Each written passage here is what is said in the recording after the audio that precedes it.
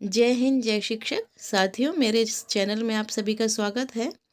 निष्ठा 3.0 FLN जिनके module 9 और 10 के लिंक हमें 1 फरवरी 2022 को प्राप्त हो चुकी है और ये दोनों मॉड्यूल 28 फरवरी 2022 तक पूरे होने हैं।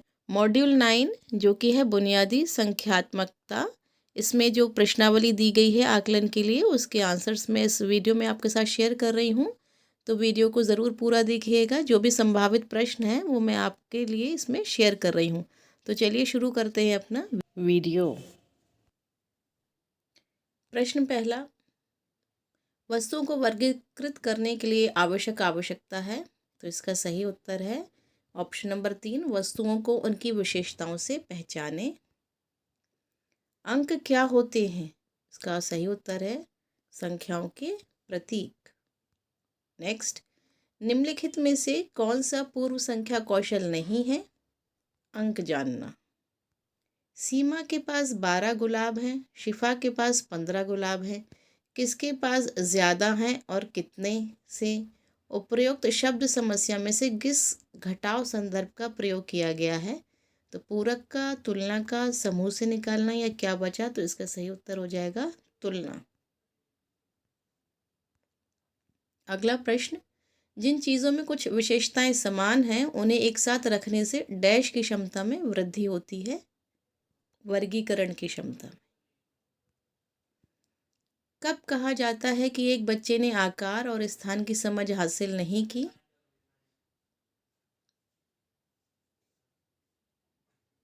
जब बच्चा बिना समझे घन, घनाभ, गोला आदि आकृतियों के नाम रटता है। मापन शिक्षण के लिए निम्नलिखित में से कौन सा उपागम नहीं होना चाहिए? ऑप्शन नंबर 3, शिक्षक द्वारा माप की मानक इकाइयों और उनके रूपांतरणों को सीधे पेश करना।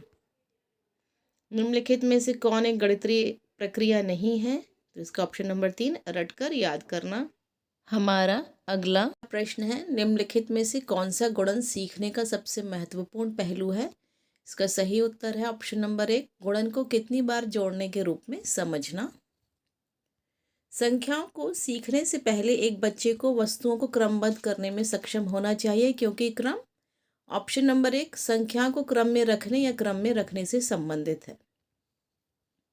अगला प्रश्न, निम्नलिखित में से कौन सा बुनियादी संख्यात्मकता का घटक नहीं है? तो इसका सही उत्तर है ऑप्शन नंबर 4, संख्या के नाम याद रखना। नेक्स्ट प्रश्न, निम्नलिखित में से कौन सा सत्य नहीं है? ऑप्शन नंबर 2, सभी आयत वर्ग होते हैं। नेक्स्ट प्रश्न, निम्नलिखित में से कौन सा युग्म एक दूसरे के पूरक नहीं है? सही उत्तर है घटाव और गुणा, ऑप्शन नंबर 4। अगला प्रश्न, पूर्वशालीय शिक्षकों को निम्नलिखित में से किससे बचना चाहिए? सही उत्तर है विकल्प 2, बच्चों को संक्रियाओं की समझ से पहले संख्याएं ना लिखने को कहना। अगला प्रश्न, वैन हील के ज्यामिति विचारों के स्तर के अनुसार दूसरा स्तर डैश है। सही उत्तर है ऑप्शन नंबर 4, अनौपचारिक परिणाम।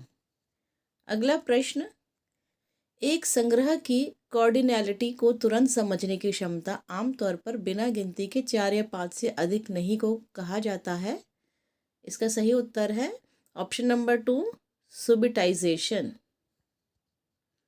अगला प्रश्न, कब कहा जाता है कि बच्चे ने आकार और स्थान की समझ हासिल नहीं की? इसका सही उत्तर ऑप्शन नंबर 4, जब बच्चा बिना समझे घन, घनाभ, गोला आदि आकृतियों के नाम रटता है। अगला प्रश्न, कितनी बार 4 जोड़ने से 16 प्राप्त होगा? सही उत्तर है ऑप्शन नंबर 2, 4 बार। अगला प्रश्न, गणना की प्रक्रिया के दौरान विद्यार्थी क्या नहीं कर रहा होता है? इसका सही उत्तर है ऑप्शन नंबर 4, नंबर के नाम लिखता है।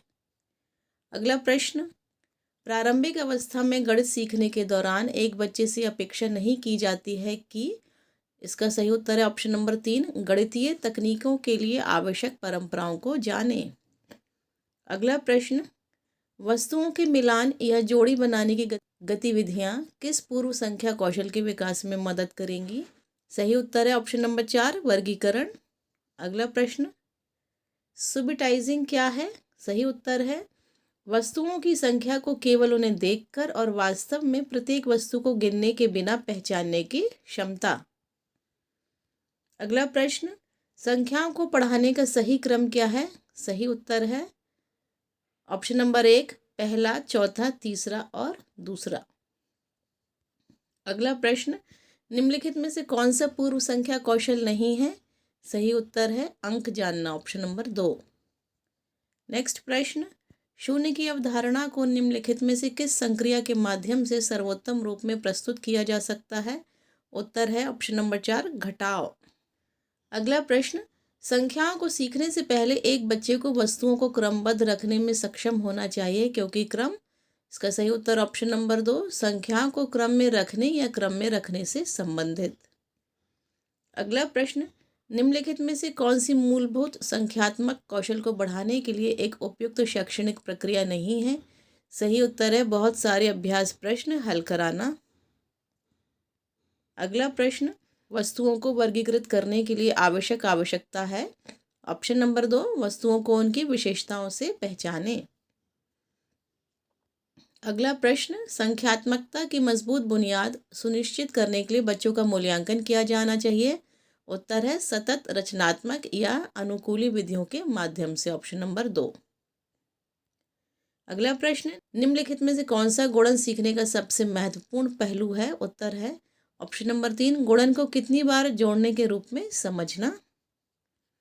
अगला प्रश्न, वस्तुओं के समूह के आकार को मापने और संप्रेषित करने के लिए निम्नलिखित में से किसका उपयोग किया जाता है? सही उत्तर है ऑप्शन नंबर 2, कार्डिनल संख्या। अगला प्रश्न, निम्नलिखित में से कौन डेटा प्रबंधन का एक घटक नहीं है? उत्तर है डेटा का निर्माण, ऑप्शन नंबर 1। नेक्स्ट है, निम्नलिखित में से एक गणितीय प्रक्रिया नहीं है? उत्तर है ऑप्शन नंबर 3, रटकर याद रखना। अगला प्रश्न, निम्नलिखित में से किसमें एक संग एक संगतता शामिल नहीं है? तो इसका सही उत्तर है समूहन। अगला प्रश्न, पूर्वशालीय शिक्षकों को निम्नलिखित में से किससे बचना चाहिए? उत्तर है ऑप्शन नंबर 4, बच्चों को संक्रियाओं की समझ से पहले संख्या लिखने को कहना। फिर है, निम्नलिखित में से कौन संख्या की समझ विकसित करने के लिए एक महत्वपूर्ण कौशल नहीं है? सही उत्तर है संख्या नामों को बोलना। इसकी अवधारणा को निम्नलिखित में से किस संक्रिया के माध्यम से सर्वोत्तम रूप से प्रस्तुत किया जा सकता है? तो इसका सही उत्तर है ऑप्शन नंबर 1, योग। निम्नलिखित में से कौन एक गणितीय प्रक्रिया नहीं है? तो इसका सही उत्तर है रटकर याद रखना, ऑप्शन नंबर 3। निम्नलिखित में से कौन सी मूलभूत संख्यात्मक कौशल को बढ़ाने के लिए उपयुक्त शैक्षणिक प्रक्रिया नहीं है? तो इसका सही उत्तर है ऑप्शन नंबर 1, बहुत सारे अभ्यास प्रश्न हल कराना।